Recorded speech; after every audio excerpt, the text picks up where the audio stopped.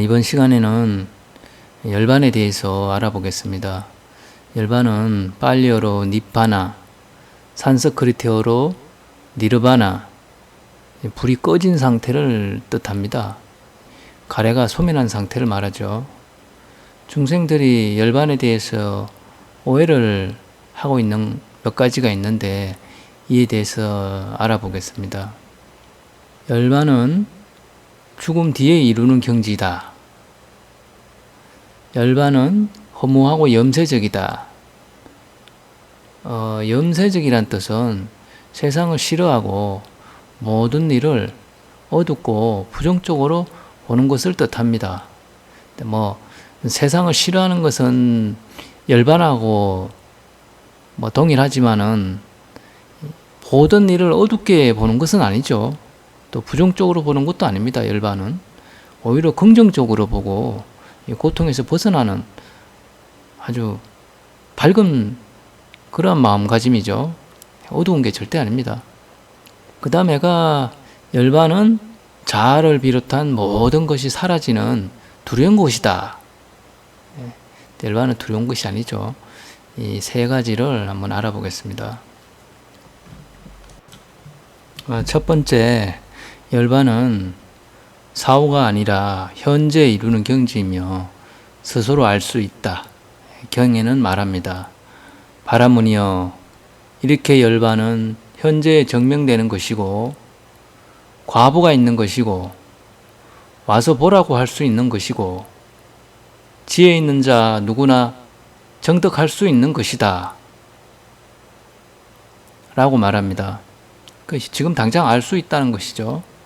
수행자가 수행을 해서 정득할 수가 있다는 것이고요. 또 과보가 있다는 것입니다. 행복해지는 것이죠. 그럼 열반은 어떻게 성취를 하는가? 이 경에서는 이렇게 말합니다. 사리붓다여, 열반이라고 합니다. 벗이여, 도대체 어떤 것이 열반입니까? 벗, 잠부카다까여, 탐욕의 멸진, 성냄의 멸진, 어리석음의 멸진, 이를 열반이라 합니다. 이를 일러 아람됨이라 합니다. 라고 말합니다. 그러니까 탐진치를 소멸하면 그것이 열반이라고 말합니다. 그러면 탐진치는 어디서 나오는 것인가? 왜 탐진치가 일어나는 것인가? 이 경에서는 이렇게 말합니다. 비구들이여, 현재의 감각적 쾌락과 미래의 감각적 쾌락, 이 둘은 마라의 영토이고 마라의 범위이고 마라의 미끼며 마라의 소유지이다.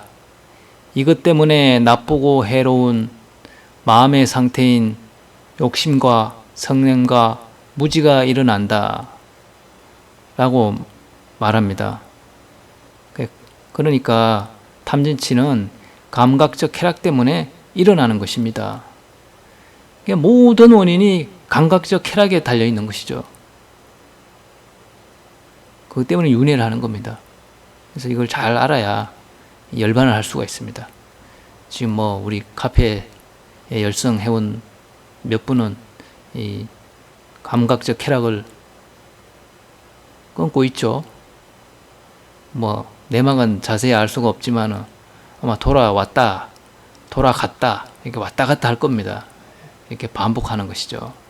그러다가 이제 자리를 잡게 됩니다. 단단한 바위처럼 흔들리지 않게 됩니다.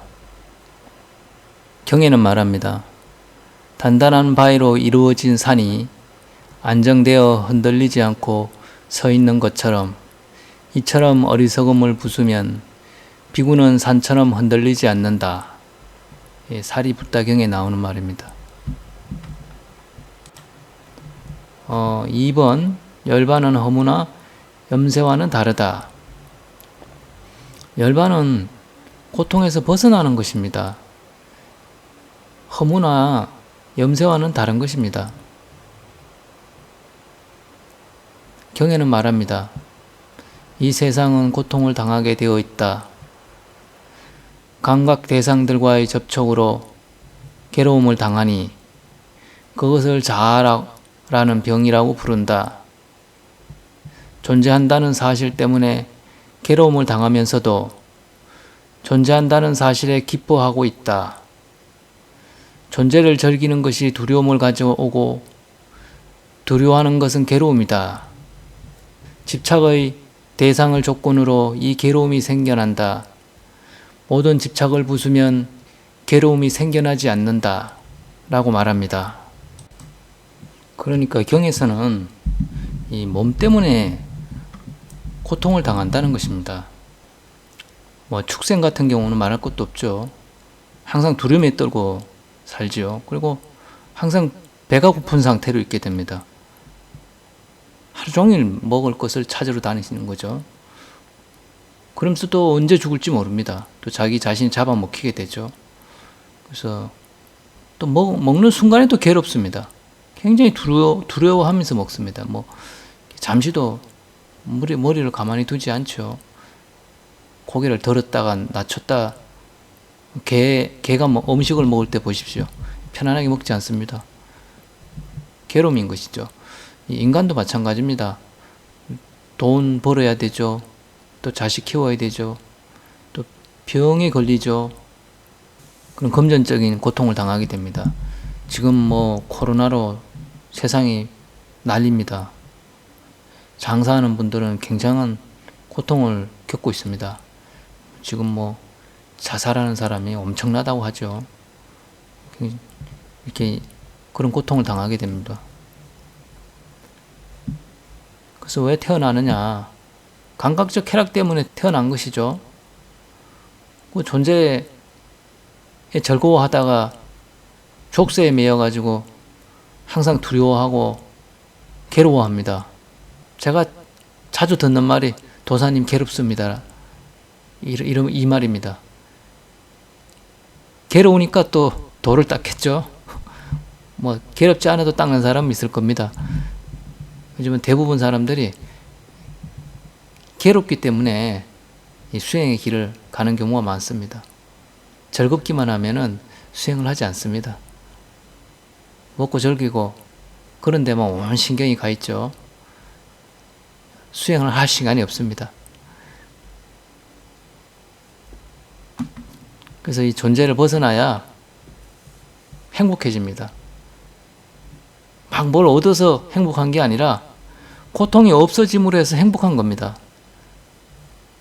그걸 지복이라고 합니다. 경에는 이렇게 말합니다. 모든 형성된 것들은 무상하여 생겨났다가 사라지는 것이니 생겨나고 사라지는 그 현상의 정멸이야말로 지복일세 라고 말합니다. 정멸이 지복이라는 것이죠. 열반의 상태는 산티, 고요함, 평화로움이라고 청정도론이나 각종 주석서에는 설명하고 있습니다. 그래서 허무나 염세, 두려움 이게 아니고 고요하다는 것이죠. 그래서 예를 한번 들어보겠습니다.